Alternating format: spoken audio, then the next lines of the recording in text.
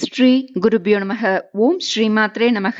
அனைவருக்கும் நமஸ்காரம். இன்று நவராத்திரி முதல் நாள். நவராத்திரி வழிபாடு என்பது அம்பிகைக்குரிய வழிபாடு. இந்த 9 நாட்களும் முப்பெரும் தேவிகளை வழிபட வேண்டும். மகிஷாசுரனை வதம் செய்ய ஒரு சக்தி மட்டும் போதாது என்ற காரணத்தால் முப்பெரும் தேவிகளும் மும்மூர்த்திகளின் அருளுடன் தங்களது சக்திகளை ஒன்று திரட்டி மகிஷன் மட்டுமல்லாமல் மற்ற அசுர கூட்டங்களையும் அம்பாள் வெற்றி கொண்டாடியதுதான் நவராத்திரி. முதல் 3 நாட்கள் அலைமகளான துர்க்கைக்கும், அடுத்த 3 நாட்கள் திருமகளான லட்சுமிக்கும், கடைசி 3 நாட்கள் கலைமகளான சரஸ்வதி அன்னைக்கும் உரியதாக குறிப்பிட்டு நவராத்திரி வழிபாடு செய்கிறோம். இது அனைவரும் அறிந்தது. ஆனால் நவராத்திரி வழிபாட்டில் மிக மிக முக்கியமானது நவதுர்க்கை வழிபாடு. அன்னை துர்கா தேவி 9 ரூபங்களாக பிரிந்து நமக்கு அருள் புரியும் வடிவங்களே நவதுர்க்கை ரூபங்கள். இவர்களே நவராத்திரிக்கே உரிய தேவிமார்கள். நவராத்திரி 9 நாட்களுக்கும் ஒவ்வொரு துர்க்கையாக நவதுர்க்கையை வணங்குவது வழக்கம். சாதாரணமாக இருக்கக்கூடிய ஒரு மனிதனின் ஆத்மா எவ்வாறு உயரிய ஞானத்தை அடையக்கூடிய ஆன்மாவாக மாறுகிறது என்பதை கற்றுக் கொடுப்பதுதான் நவதுர்க்கை வழிபாட்டின் நோக்கம். இன்று நவராத்திரி முதல் நாள். இந்த தினத்தில் நாம் அம்பிகையை எந்த வடிவில் வழிபட வேண்டும், அதற்குரிய எளிமையான வழிபாட்டு மந்திரம், இத்துடன் சம்பந்தமுடைய நவராத்திரி தேவிய ஸ்துதி, அபிராமி அந்தாதி பாடல், மேலும் அம்பிகையின் அவதார மகிமை, இதெல்லாம் நாம் இந்த பதிவில் தெரிந்து கொள்ளலாம். அத்துடன் நவராத்திரியில் பாராயணம் செய்ய வேண்டிய தேவி மகாத்மியத்தின் சாரமான ஸ்ரீ துர்கா சப்த ஸ்லோகி பாராயணம் செய்யலாம். நவராத்திரியில் முதல் நாளுக்குரிய தேவி மகேஸ்வரி, உமா மகேஸ்வரி. அன்னைக்குரிய மந்திரம் ஓம் மாம் மாகேஸ்வரியை நமக. ஓம் மாம் மாகேஸ்வரியை நமக. மாகேஸ்வரி தேவி காயத்ரி. ஓம் ஸ்வேதவர்ணாயை வித்மகே சூலஹஸ்தாயை தீமகி தன்னோ மாகேஸ்வரி பிரச்சோதயாத். ஓம் ஸ்வேதவர்ணாயை வித்மகே சூலஹஸ்தாயை தீமகி தன்னோ மாகேஸ்வரி பிரச்சோதயாத். தேவி மகாத்மியத்தில் அன்னை மாகேஸ்வரியை குறிப்பிடும் மந்திரம் திரிசூல சந்திரோ மகாவிருஷபவாகினி மகேஸ்வரி ஸ்வரூபேன நாராயணி நமோஸ்துதே. திரிசூல சந்திரோ மகாவிருஷபவாகினி மகேஸ்வரி ஸ்வரூபேன நாராயணி நமோஸ்துதே. பரமசிவனுடைய பத்னி மாகேஸ்வரி சர்வ மங்களங்களையும் அருள்பவள். திரிசூலம் பிறைமதி அரவம் தரித்து ரிஷப வாகனத்தில் எழுந்தருளும் நாராயணி தேவி உனக்கு நமஸ்காரம். இவளது வாகனம் எருது, தர்மத்தின் உருவம் கொண்டது, உழைப்பிற்கு பெயர் பெற்றது. நமது உடலில் கொழுப்புக்கு தலைவியானவள் இந்த தேவி. வெட்டுக்காயம் ஏற்பட்டவர்கள் இந்த தேவியை குருவேர் விசிறியினால் விசிறி குங்கும அர்ச்சனை செய்து சுண்டல் நீர்மோர் நைவேத்தியம் செய்து அனைவருக்கும் விநியோகம் செய்தால் வெட்டுக்காயங்கள் ஆறும் என்று சொல்லப்படுகிறது. இந்த தேவதையை மனமாற வழிபடும் யாவருக்கும் மங்களங்கள் பெருகும், இன்பமாய் வாழ்வர். நவதுர்க்கை வழிபாட்டில் முதல் நாளுக்குரிய தேவி சைலபுத்ரி. சைலம் என்றால் மலை, புத்ரி என்றால் மகள். சைலபுத்ரி என்ற சொல்லுக்கு மலைமகள் என்பது பொருள். அன்னை மலை போல் இருந்து நம்பியவரை காப்பவள், மலை போல் நம்மை வாழ வைப்பவள், எல்லா ஆபத்துகளையும் தடுத்து காத்து அருள்பவள், சகல வளங்களையும் தந்து வாழ வைப்பவள். அதனாலே அவள் மலைமகள். மலையரசன் இமவானின் மகளாக இருப்பதாலும் அன்னைக்கு இப்படி ஒரு பெயர் உண்டு. ஹிமவானின் மகளாக உள்ளதால் ஹேமாவதி என்ற பெயரும் உண்டு. பர்வதராஜனின் மகளாக அவதரித்த காரணத்தால் அம்பிகைக்கு பார்வதி என்ற பெயர் உண்டானது. எல்லா தேவர்களின் அகம்பாவத்தை அழித்ததால் அவளுக்கு ஹைமவதி என்றும் சைலபுத்ரி, பவானி என்ற திருநாமங்களை கொண்ட பார்வதி தேவியே நவராத்திரியின் முதல் நாளுக்குரிய தேவியாக சைலபுத்ரியாக நாம் வழிபடுகிறோம். இவளே அனைவரிலும் தேவர் மூவர் என யாவரிலும் சக்தியாக நிறைந்து நிற்பவள். இவளது சக்தியின்றி எந்த இயக்கமும் இல்லை, எந்த இயக்கம் நடைபெறாது. இவள் முன் அவதாரத்தில் தக்ஷனின் மகளாக பிறந்ததால் தாக்ஷாயணி என்று சொல்வர். தக்ஷனின் மகள் சதிதேவி அவளது கணவன் சிவபெருமானை பற்றி இழிவாக பேசினான். தந்தை அந்த வார்த்தைகளை தாங்க முடியாமல் அவன் நடத்திய யாக குண்ட அக்னியில் குதித்து சாம்பலானாள். சதிதேவி மீண்டும் ஹிமவானின் மகளாக சைலபுத்ரியாக பிறந்தாள். இவளே பார்வதியாக பிறந்து சிவனையும் திருமணம் செய்தாள். பிறப்பே இல்லாதவள் விளையாட்டுக்காக ஹிமவானுக்கு மகளாக பிறந்தாள். இதையே அபிராமி பட்டரும் உமையே இமயத்து அன்றும் பிறந்தவளே என்று அபிராமி அந்தாதி பாடல் 10 சொல்கிறார். நின்றும் இருந்தும் கிடந்தும் நடந்தும் நினைப்பது உன்னை, என்றும் வணங்குவது உன் மலர்த்தாள், எழுதா மறையின் ஒன்றும் அரும்பொருளே, அருளே உமையே இமயத்து அன்றும் பிறந்தவளே, அழியா முத்தி ஆனந்தமே என்று பாடுகிறார். நான் நிற்கும் போதும் நடக்கும் போதும் அமரும் போதும் படுக்கும் போதும் நினைப்பது உன்னை மட்டும்தான். என்றும் நான் வணங்குவது உன்னுடைய மலர் பாதங்களையே. எழுதப்படாத வேதத்தின் முடிவாக இருக்கும் அரும்பொருளே, அருள்மயமானவளே, இமயமலை அரசனின் மகளாக பிறந்த உமையே, அழியாத வீடு பெற்றை முக்தியை தருகின்ற ஆனந்த வடிவானவளே என்பதாக இதன் பொருள் அமைந்துள்ளது. பிறவியும் வம்பே, மலைமகள் என்பதும் நாம் மிகையே, இவள் தன் தகைமையை நாடி விரும்புவதே என்று மலைமகளை அபிராமி அந்தாதி பாடல் 93 போற்றி சொல்கிறார். அந்த பாடல் நகையே இது இந்த ஞாலமெல்லாம் பெற்ற நாயகிக்கு, முகையே முகிழ்முளை மானே, முதுகண் முடிவில் அந்த வகையே, பிறவியும் வம்பே, மலைமகள் என்பதும் நாம் மிகையே, இவள் தன் தகைமையே நாடி விரும்புவதே. இதன் பொருளாக இந்த உலகங்களையெல்லாம் பெற்ற அன்னை அகிலாண்ட நாயகி, அவளுக்கு தாமரை முட்டு போன்ற நகில்கள், மானை ஒத்த மருண்ட விழிகள், அவளுக்கு முடிவுமில்லை பிறவியுமில்லை. அத்தகையவளை நாம் மலையரசனின் மகள் என்பது மிகையானது, ஒன்றுக்கொண்டு முரணானது, விந்தையானது. அவளது உண்மையான தன்மையை உணர்ந்து அவளை விரும்புவதே சரியான வழி என்பது இதன் பொருள். தேவி மகாத்மியமும் பிரதமம் சைலபுத்ரீச்ச, த்விதீயம் பிரம்மச்சாரிணி, திருத்தீயம் சந்திர கண்டேதி, கூஷ்மாண்டேதி சதுர்த்தகம், பஞ்சமம் ஸ்கந்த மாதேதி, ஷஷ்டம் காத்யாயனீதி ச, சப்தமம் காளராத்ரீதி, மகாகௌரீதி சாஷ்டமம், நவமம் சித்திதா புரோக்தா, நவதுர்கா பிரகீர்த்திதாக, உக்தான் ஏதானி நாமானி பிரம்மணேவ மகாத்மனா என்று சொல்கிறது.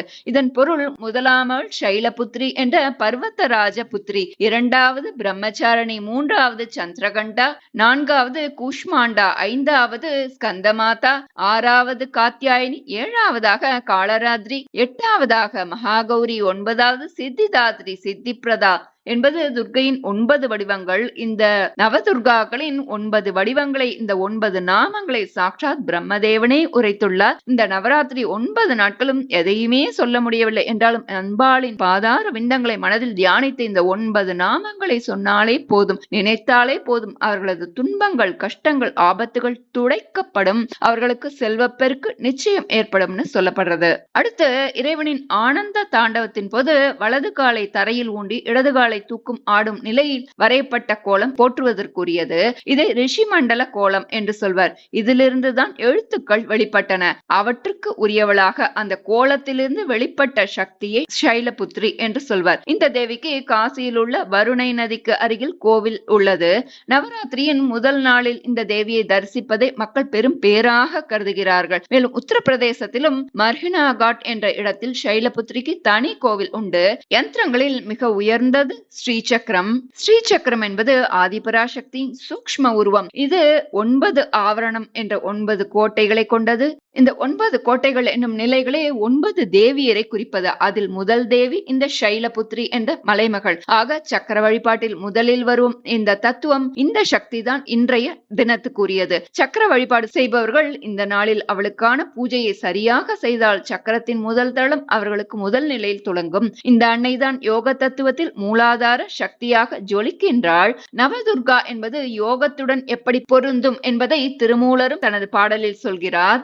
நவாக்கரி சக்கர நானுரை செய்யின், நவாக்கரி ஒன்று நவாக்கரியாக, நவாக்கரி என்பதொரு வகையாக, நவாக்கரியக்கில் சௌ முதலீரே என்பது முதல் பாடல்.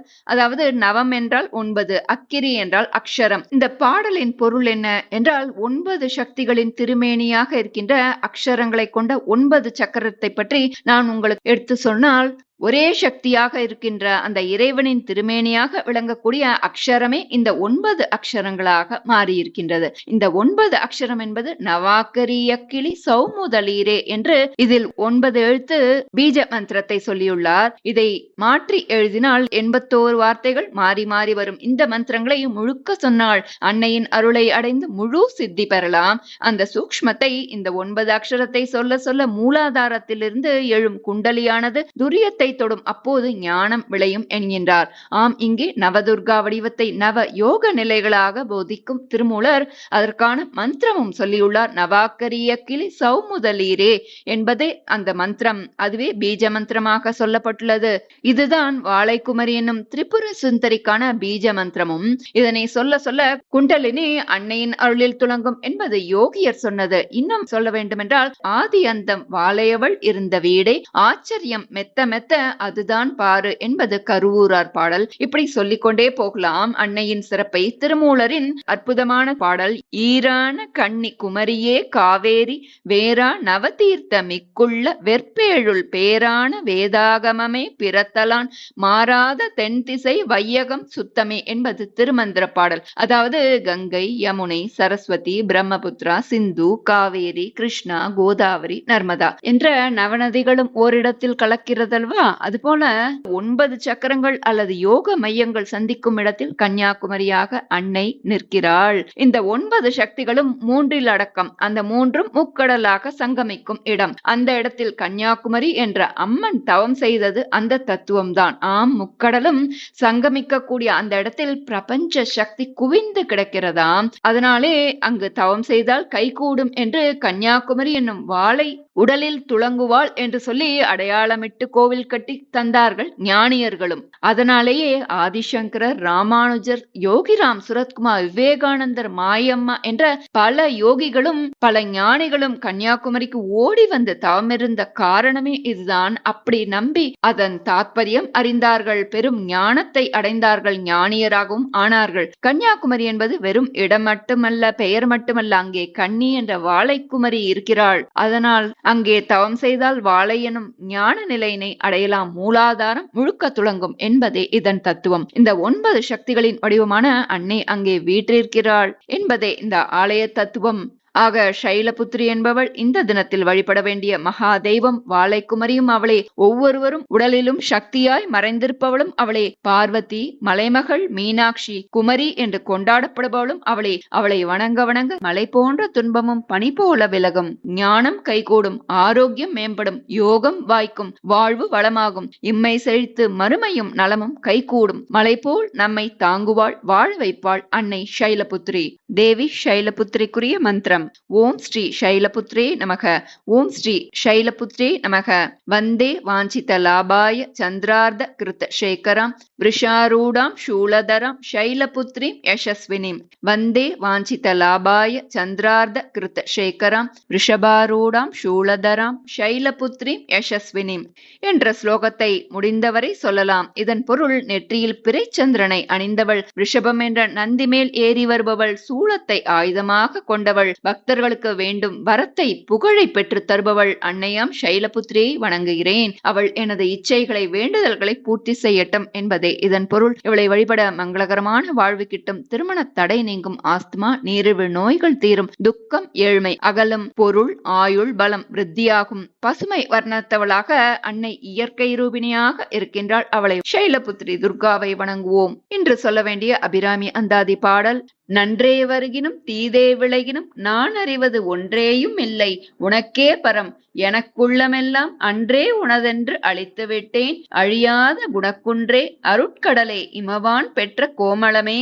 இதன் பொருள், அபிராமி தாயை மலையரசன் பெற்றெடுத்த அழகிய கோமளவல்லியே, என்றும் அழியாத குணக்குன்றே, அருட்கடலே, நன்மை வந்த போதும் தீமை வந்த போதும் அவற்றை பற்றி நான் என்றும் வருந்துவதில்லை, அவையெல்லாம் உன்னையே சாரும், என்னுடைய எல்லாவற்றையும் உன்னுடையது என்று என்றோ நான் உனக்கு காணிக்கையாக்கி விட்டேனே அன்னையே என்பதாக இதன் பொருள் அமைந்துள்ளது. அடுத்து இன்று சொல்ல வேண்டிய நவநாயகி நற்றமிழ் மாலை. சுகுண மனோகரி சுந்தரன் நாயகி சீவனை காத்திடும் தேவியளே, புவனங்கள் யாவையும் படைத்திட சிவனை தேடியே கலந்திடும் உமையவளே, மோகன புன்னகை வீசிடும் முகத்தினில் மூக்குத்தி ஜொலித்திட திகழ்பவளே, வாவென அழைத்திடும் பக்தரை கண்டிட பாகென உருகிடும் துர்க்கையளே, ஹிமவான் மகளாய் மலையினில் பிறந்து சைலபுத்ரி என அருள்பவளே, சிவனை அடைந்திட கடும் தவம் செய்து சிவமும் அசைந்திட செய்தவளே, மூலாதாரத்தில் உன்னிடம் பக்தி பக்தரை மேலே கொண்டு செல்பவளே, நவநாயகியரில் முதல் நாள் என்று மகாசைல புத்ரி தாழ் பணிந்தேன். நவநாயகியரில் முதல் நாள் என்று மகாசைல புத்ரி தாழ் பணிந்தேன். இன்று சொல்ல வேண்டிய சௌந்தர்யலகரி ஸ்லோகம். சிவசக்தியா யுக்தோ யதி பவதி சக்தः பிரபவித்தும் ந சேதேவம் தேவோ ந கலு குஷலः ஸ்பந்திதுமபி அதஸ்த்வாம் ஆராத்யாம் ஹரிஹர விரிஞ்சாதிபிரபி பிரணந்தும் ஸ்தோத்தும் வா கதமகிருத புண்ணியः பிரபவதி.